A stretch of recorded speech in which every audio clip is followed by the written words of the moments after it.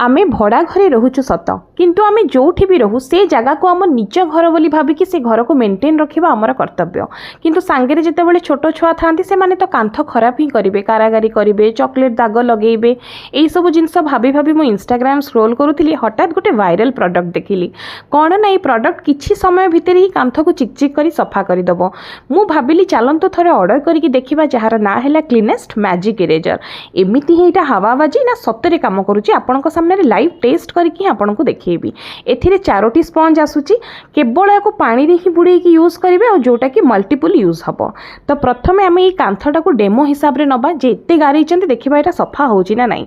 पानी रे डिप कली, हल्का हाथ में स्क्विच कली और भल भाव में पोछी चली।